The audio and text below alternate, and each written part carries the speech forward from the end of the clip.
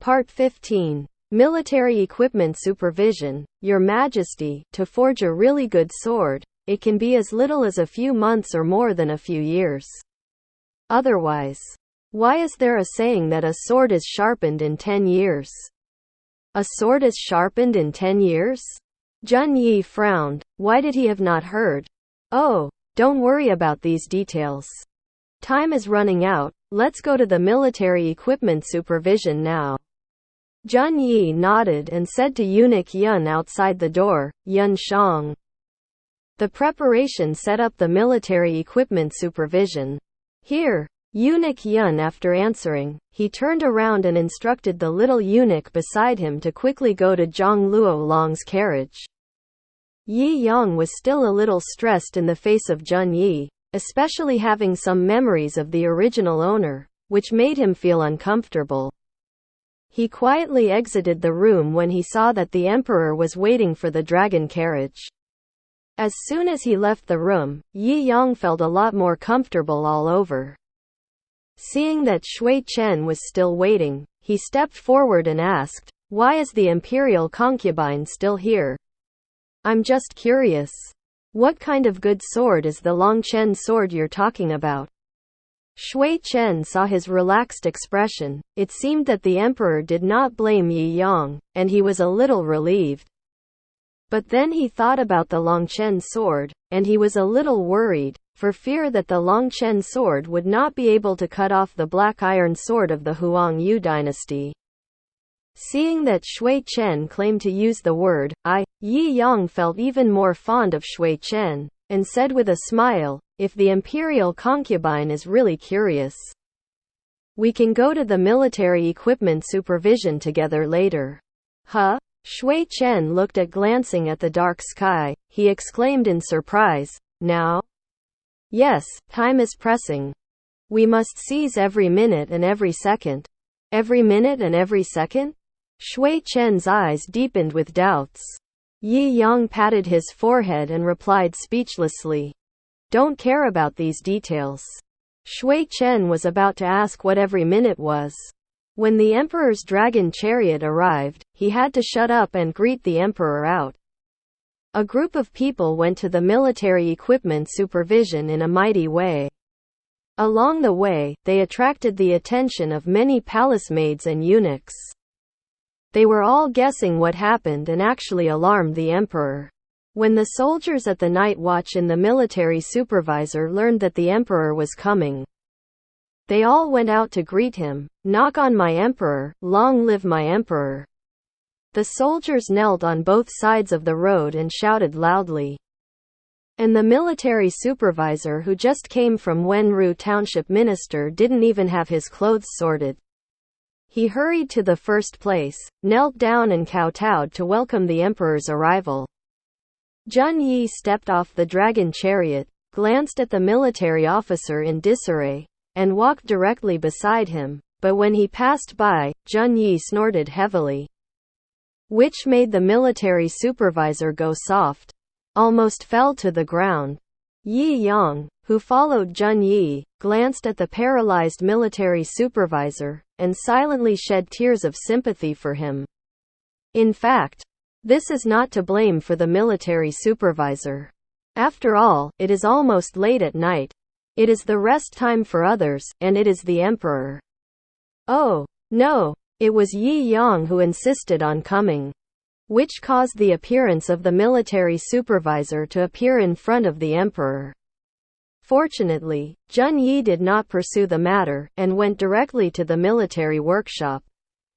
The military workshop is very large, and it is not a problem to accommodate 10,000 people at the same time, but now that get-off work is off, there are no other craftsmen in the military workshop besides them. Eunuch Yun walked in the front with a lantern, hooked his back and said to Jun Yi, "Your Majesty, it's so late now. The craftsmen are all off work." "Yeah." Jun Yi just nodded and said to Yi Yang, "Concubine Yi, do you want to call the craftsmen here now?" "Wait a minute. I'll see where they usually make swords." Yi Yang wanted to see if there was a calciner. If not, he might have to work overtime to build a few calciners. The military supervisor had already sorted his clothes. When he saw the emperor asking Yi Yang, he quickly stepped forward and said doglegly, "Young concubine Yi, please come here." Yi Yang nodded and took the lead in the army.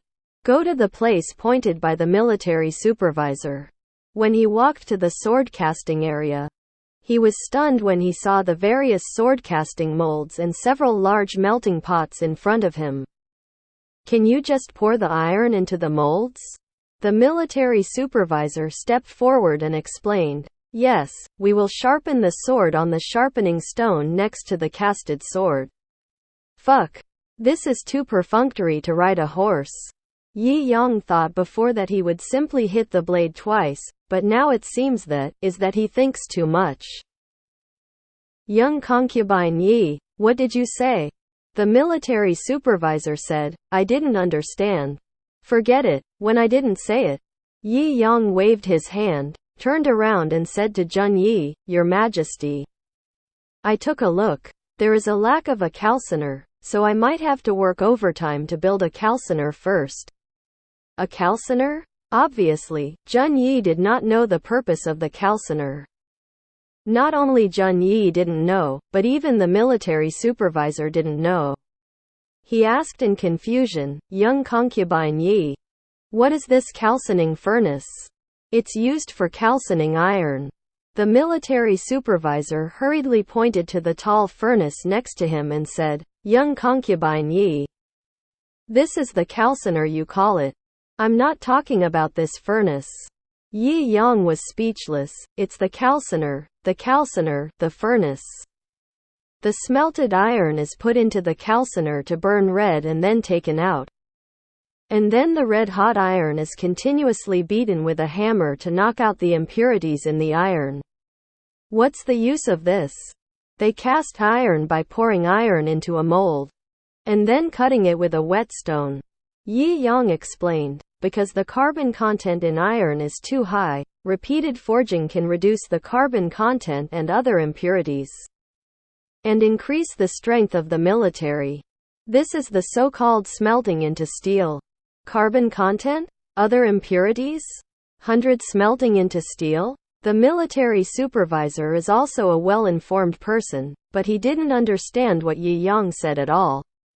I can explain this to you slowly in the future. Now you will build a calciner first. Yi Yang held his chin in his hand and said, if you have a tripod, you can also use a tripod as a calciner. This is. Military supervisor turned around and said a few words to a soldier behind him, and then the soldier trotted out. Yi Yang turned his head and said to Jun Yi, Your Majesty, you can call the craftsmen here. Tonight, I will teach them how to forge iron tools first. Jun Yi nodded and said to the military supervisor, Military Supervisor Luo, from now on, concubine Yi, whatever you say, you must strictly implement it. If the production of the Longchen sword is delayed, you will come to see me. The military supervisor was so frightened that he knelt on the ground in a hurry. The minister follows the order. Jun Yi looked at him and then again to Yi Yang promised, Concubine Yi, I will give you the full authority to make the Longchen sword. Whatever you need, you can just say it.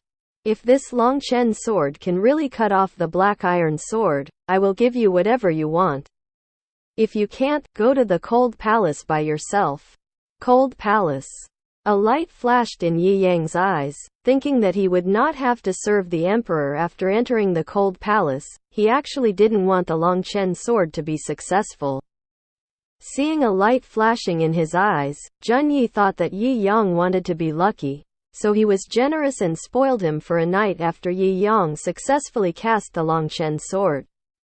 If Yi Yang knew what Jun Yi was thinking, he would be so angry that he would vomit blood.